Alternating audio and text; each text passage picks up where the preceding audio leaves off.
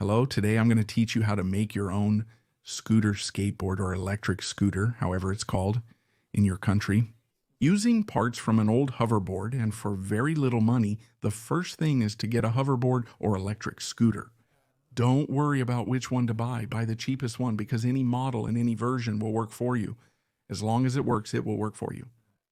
We're going to start disassembling it, removing all the screws it has on the back. They're all common Phillips screws. They're all put on the back, so we just take them all out and remove all the plastics they have. Disconnect everything that comes with it because honestly, we're not going to use it again, and it's no big deal. If you cut or disconnect wires, it's simply the disassembly of the hoverboard and identifying all the parts. We're going to remove the battery, and if you're lucky, you'll get one with Zelda, Samsung, or LG. I got the Chinese brand, but, well, it works just the same. And then we're going to start disassembling the motors. The motors have 4 screws placed next to the motor. You just take it out. It's removed with an Allen wrench. You take it out, then you remove the little square. I believe that's made of aluminum, which supports the motor shaft. And the motor simply comes out upwards once it's already loose from its anchor. Save the plate and leftover motor for the next video where I'll show you how to make an electric bike using them. The motor in the back has about 5 or 6 Phillips screws. You have to remove them. Well, I removed them with a drill. This one came quite loose and can be removed by hand. Just a couple of screws need to be removed. The small plate on the left is tight yet loose. You simply pry it with a screwdriver or whatever you have at hand, give it a couple of turns, and apply upward force. You'll see that it comes out easily. You have to remove the wires one by one because obviously if you don't, it won't come out. To remove the rotor, simply pull it out forcefully from inside. It's not held in place by anything. Now we're going to make a hole in the chassis, let's say, of our engine, right in the middle where it's marked, right where the bearing is. In order to pass a screw that will be the extension of our axis, I simply grabbed any screw and welded it on the other side of the rotor. The video shows you must weld it as straight as possible. Well, I welded it half and half, but then I was able to fix it with a hammer in the end. I had only given it a stitch. It doesn't matter if it's not perfectly centered, although if it is centered, it's better. But weld it as strong as possible. You can also make a good hole, pass a good tap through it, and simply screw it in. But I really recommend you to weld it because it gives it greater hardness. I like it more. But well, the goal of this is simply to extend the axle on the side that doesn't exist. That isn't there. So do it as you can. Do it with patience. The remaining work involves refining the finishes, such as the hole I created. I passed it through a mini lathe to make it look a little nicer. I also leveled the welding. In the end, it will have its rotor. As if it had an extended shaft, let's say a longer shaft. Now just put it back in its original place. This is easy. You're just going to bring it closer, and by magnetism, it will fit right into its position. Once you put it in, turn it manually to see if it fits well, and if not, take it out and file it down a little more. Make sure when it fits well, it should have a smooth turn. Once you've put it in, put the cover back on as it was. Give it a little push. If it doesn't go in, it's more a matter of a little force. I pressed it and it went in. And then you put the screws back where they were, logically. I also tested it to ensure it was spinning well and working properly, confirming I hadn't broken anything. I suggest doing this. If it works well, the motor will be complete. Regarding which skateboard or scooter to use, you can look for a used one. There are a lot of models and actually all of them work. I chose one that seemed better than the others to me because it came with double suspension from the factory. What is this model exactly? But can you really use any? After removing the front wheel, I had to open it slightly to make it wider so my electric motor would fit. Obviously, so I more or less measured it by eye. And then, with some pliers, I started to bend the legs that came from the original scooter so that they more or less fit into the legs that the motor had. It wasn't easy. I had to take my time, measure, and try again. But in the end, it went in and looked very good. The thickest original motor shaft is embedded in one leg, while the other is secured with a nut and lock nut. As shown in the video, I placed a stopper. This tightens and prevents the motor from coming out again. I tested it to make sure it worked well, and it had good strength. It was working well, so this was already on the right track, and now it was coming. A crucial task is to alter the battery to fit into the bottom of our scooter. Obviously, it wasn't going to fit this way, so it had to be modified. Its shape had to be changed. To do that, I first cut the heat shrink and then started removing it little by little. All those protectors that were like some protective papers of the battery. To access the cells, you must remove all of the components. After removal, the cells will be exposed. And this will allow us to work with them because in our case, what we want to do is give the battery another shape.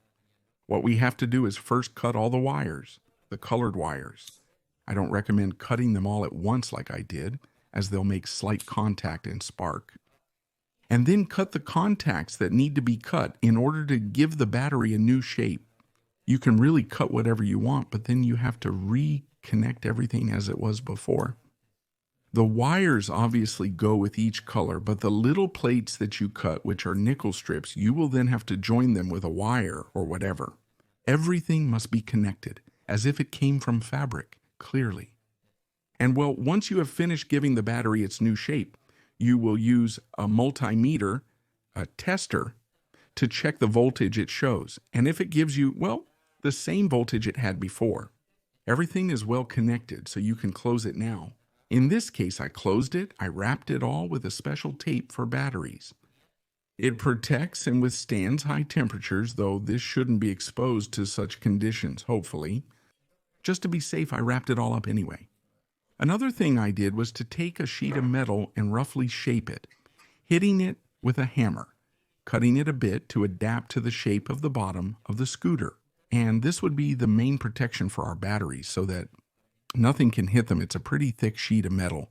The metal sheet will protect the battery by absorbing any impacts from below, preventing damage to the battery. Once we have it more or less measured, I made some holes on the sides in a place where it can't puncture the battery to pass through the screws that will later hold this plate.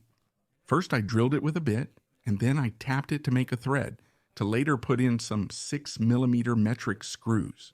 With an Allen head and quite strong, they're not going to come out. And the rest? It was already more aesthetic and more assembled, and I just put on the brake. I put on the electric bicycle accelerator, which I will now explain how it connects to the controller, and we can start with the more aesthetic details. First, I started to sand the motor to later paint it and make the paint adhere well.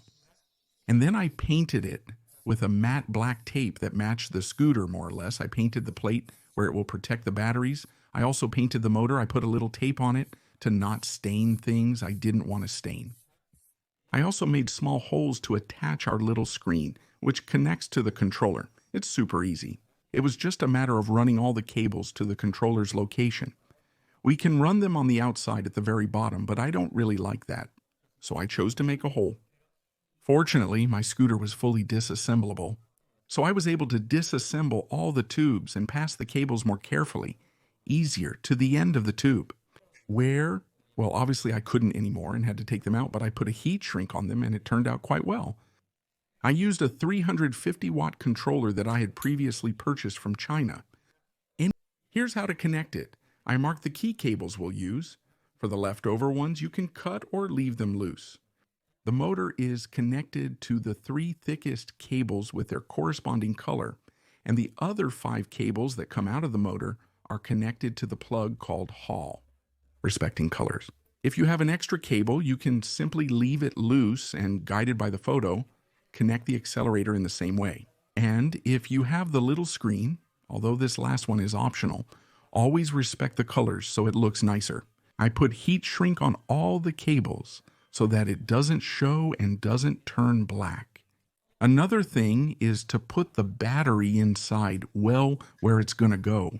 Finally, we put it in, make sure it fits well, and then we put our protective plate on. This plate is super important because if not, the batteries won't last at all. And it's just about connecting everything and seeing if it works, doing a little test.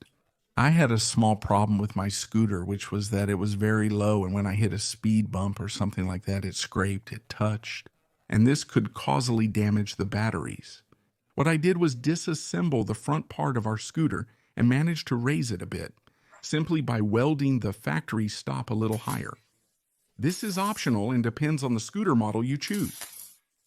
I also painted it a bit to conceal it, and honestly, the result was quite good. I had to remove that rubber it came with, but honestly, after I took it off, I realized it looked better without the rubber, so that wasn't a problem at all. Another thing I did was to peel off that non-slip base it has, because I thought it was quite ugly, and I made my own with a bit of non-slip tape. I cut it into some strips so that it aligns more with the style of the scooter. And then I stuck some decals of the channel on it to finally finish what would be the completed scooter. I also modified the original charger.